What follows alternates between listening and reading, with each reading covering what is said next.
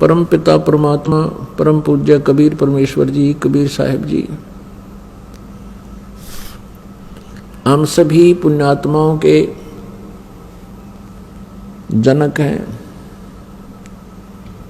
ये परमात्मा परम अक्षर ब्रह्म कहे जाते हैं। इन्हीं को सत्य पुरुष भी कहते हैं। सत्य पुरुष का अर्थ होता है अविनाशी परमात्मा, पुरुष मीन प्रभु, और सत्य माने अविनाशी जिसका नाश कभी ना हो। इसी के भाषाभिन्न या पर्यायवाची बहुत शब्द बन जाते हैं। परम अक्षर ब्रह्म, अकाल मूर्त, शब्द स्वरूपी राम, सतपुरुष। ये वो परमात्मा है जो सब ब्रह्मांडों का रचनहार है और जो बनारस में काशी शहर में, भारतवर्ष के काशी शहर के अंदर एक जुलाहे की भूमिका किया करते थे, जो धानक कहलाते थे।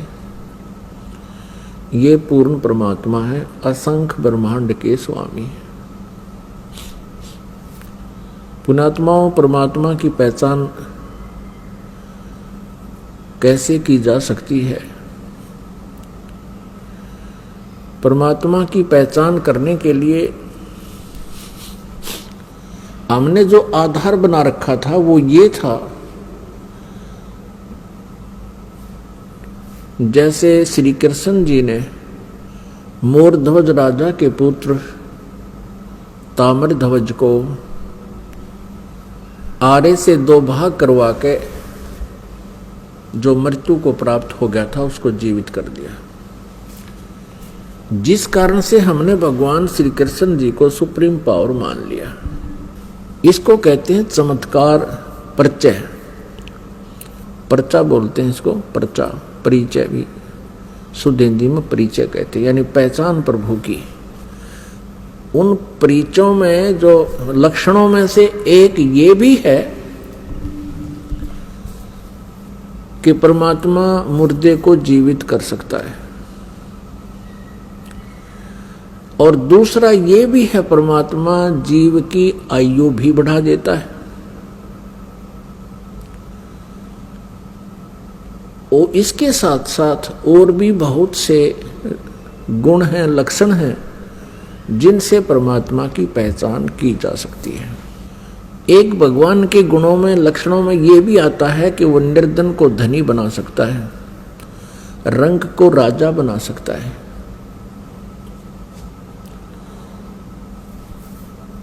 और एक ये भी पहचान है कि उसके विषय में हमारे सदग्रंथों में लिखा हुआ है।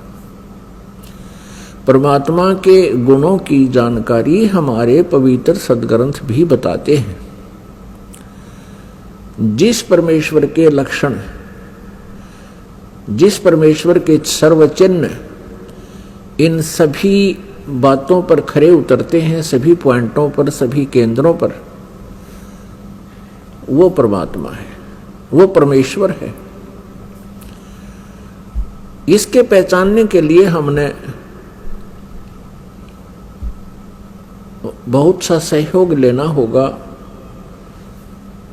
जैसे हमारे पवित्र सदग्रंथ जो बताते हैं भगवान के गुणों की जानकारी, वो हमारे लिए स्वीकार्य होगी, होनी चाहिए और होगी, क्योंकि भगवान की जानकारी हमें सदग्रंथों से ही प्राप्त हुई है। और हमारे जो पहले वाले गुरुजी थे वो यही कहा करते थे कि शिव पुराण में ऐसा लिखा है, वेदों में ऐसा लिखा है, श्री दुर्गा पुराण में ऐसा लिखा है, श्री विष्णु पुराण में ऐसा लिखा है, और श्री मार्कंडे पुराण में ऐसा लिखा है, श्री ब्रह्मा पुराण में ऐसा लिखा है। और वो साथ में संस्कृत भी बोला करते थे। तो हम ये सोचा करते थे कि इन महापुरुषों ने सदग्रंथों को ठीक से समझा है, क्योंकि ये संस्कृत लैंग्वेज से, संस्कृत भाषा से परिचित है। तो हमें कोई शंका नहीं रही। क्या शंका नहीं रही कि ये झूठ बोल रहे हैं? इसलिए हमने इनके प्रत्येक वाक्य को, प्रत्येक आदेश को शिरोधार्य किया। और जैसा भी इन पूर्व के ऋषि गुरु महापुरुषों ने, मंडलेश्वरों ने, आचार्यों ने, महंतों ने हमें जो ज्ञान दिया, हमने उसको स्वीकारा। किस लिए स्वीकारा? कि हमने परमात्मा की खोज है, परमात्मा की चाह है। आत्मा का परम सहारा परमात्मा है, और जो आत्मा को सुख मिलेगा वो परमात्मा से मिलेगा। परमात्मा हमारे प्रारब्ध के कर्मों को भी नाश कर देता है। परमात्मा के गुणों में ये भी है कि परमात्मा परमेश्वर पूर्ण ब्रह्म हमें साप से भी मुक्त कर सकता है, श्राप से। जैसे हमें इन 3 तापों से भी परमात्मा मुक्त कर सकता है। तो ये सभी लक्षण परमात्मा में होते हैं। प्रथम लक्षण जो हमने लिया है कि भगवान श्री कृष्ण ने मोरध्वज के पुत्र ताम्रध्वज को आरे से, एक आरी से 2 फाड़ करवा के उसके माता पिता से, क्योंकि पहले साधु संतों के विचारों आदेश का बहुत पालन करते थे, श्रद्धालु व्यक्ति होते थे, और वो समझते थे कि ना जाने किस वेश में भगवान ही आ गया हो, इसलिए संत के आज्ञा का वो पालन करते थे। उस समय संत लोग जो है बड़े सिद्धि युक्त होते थे। सिद्धि क्या होती है? कि ईश्वरीय भक्ति से, परमेश्वर की भक्ति से उन्होंने कुछ संग्रह कर ली होती है, पावर परमात्मा की ही पावर को संग्रह कर लेते हैं। जैसे इन्वर्टर होते हैं, इन्वर्टर चार्ज कर दिए जाते हैं तो वो उनकी बैटरी चार्ज हो जाती है, कुछ समय के लिए बहुत कार्य काम चलाऊ कर देते हैं। तो वो पावर है कहाँ से ग्रहण की? उसने थर्मल प्लांट से। तो एक इन्वर्टर थर्मल प्लांट जितना कार्य नहीं कर सकता, इतनी क्षमता उसकी नहीं हो सकती।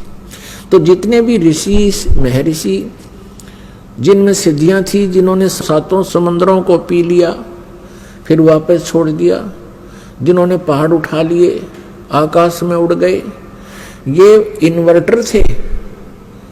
और जैसे श्री कृष्ण जी ने ताम्रध्वज को जीवित कर दिया, सुदामा जी का महल बना दिया, ये श्री कृष्ण तक भी इन्वर्टर थे, वो थर्मल प्लांट नहीं थे।